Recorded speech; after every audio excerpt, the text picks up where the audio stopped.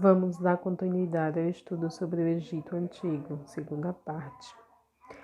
Vamos falar sobre a sociedade egípcia, que era estamental, sendo as chances de ascensão social mínimas. Os grupos sociais que compunham essa sociedade podem ser divididas em forma de pirâmide, e no topo estava o faraó, era considerado um deus. E além de governar o império, era comandante militar, juiz supremo e dono de todas as terras do Egito. Por isso recebia impostos em produtos e por ser considerado um deus, os egípcios acreditavam que as cheias do Nilo dependiam do seu poder.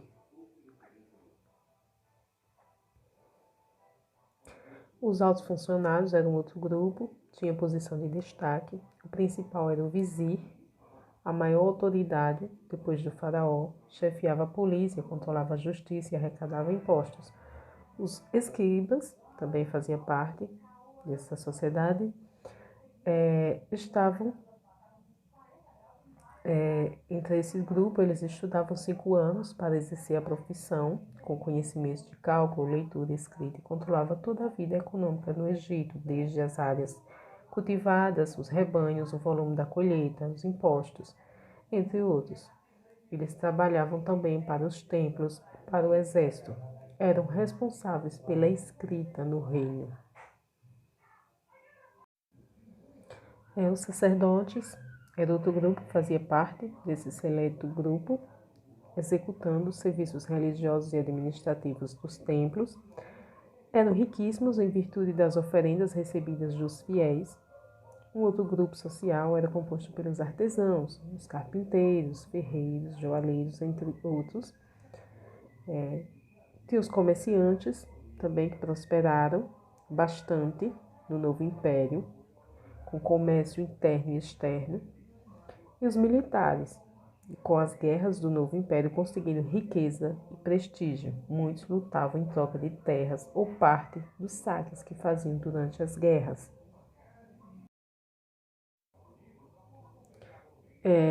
O grupo que estava na base da pirâmide, na base da sociedade, era composto por camponeses e escravos. Os camponeses, chamados de felas, faziam todo tipo de serviço na terra. Em troca, recebiam apenas uma parte do que plantavam e ainda pagavam impostos em cereais. Além dos impostos em cereais, eles pagavam impostos também em linho, em rebanho. E cereais que eram recolhidos aos armazéns do faraó.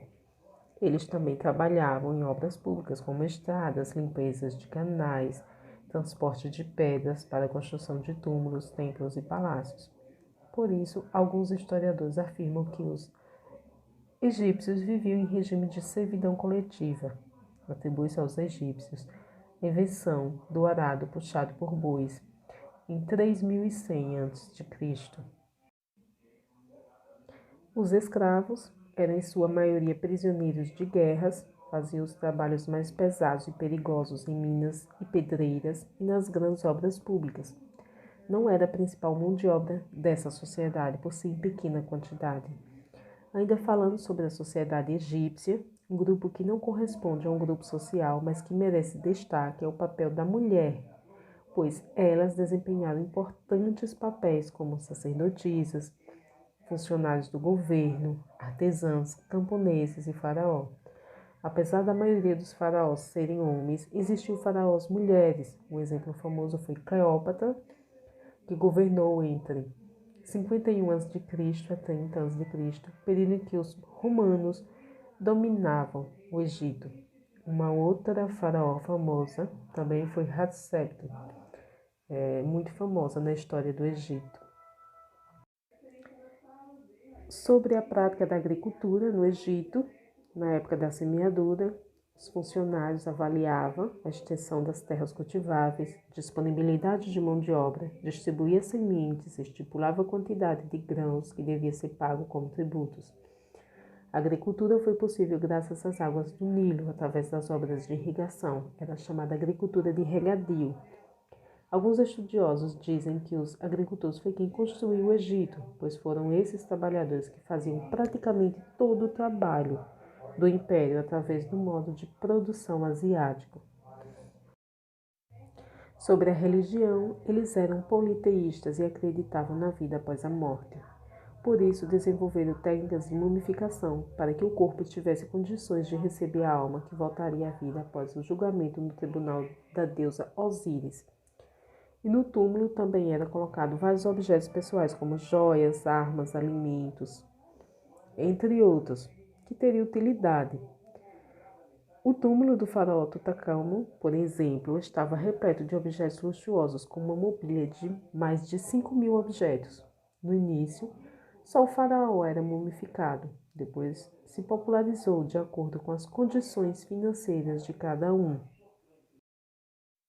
A construção das tumbas, que são as pirâmides, esteve relacionada à crença na vida após a morte. Na parte interna podia ser decorado com cenas da história do morto ou como ele queria ser lembrado. Acredita-se que a esfinge era a guardiã das pirâmides contra os maus espíritos. Uma observação: na construção das pirâmides, eles desenvolveram avançados conhecimentos de matemática e engenharia, então eles precisaram ter um conhecimento de matemática e engenharia e tinham para construir essas pirâmides. E ao realizarem as mumificações, os egípcios desenvolveram importantes estudos sobre o corpo humano que levaram a conhecimentos médicos, como o desenvolvimento de medicamentos, como os analgésicos, técnicas cirúrgicas, entre outros. Os deuses egípcios eram representados em forma de animal, em forma humana ou em forma de animal e humana. Cada cidade tinha um deus principal que era cultuado em seu templo. Os egípcios homenageavam seus deuses, dedicando-lhes tributos e oferendas, como bebidas, comidas, festas, etc. Pois, para eles, os deuses tinham as mesmas necessidades que os humanos. O sistema de governo egípcio é chamado de teocrático, que é o governo de um deus. Por ser o faraó um deus, é considerado um deus. Akhenaton foi um faraó que resolveu adotar o monoteísmo, adorando um único deus, o deus Atum. No Egito, a escrita hieroglífica, a mais antiga, surgiu há cerca dos anos 3000 a.C., que era usada em textos oficiais e sagrados gravados em pedras. Eles também desenvolveram a escrita hierática, usada sobretudo pelos sacerdotes e administradores.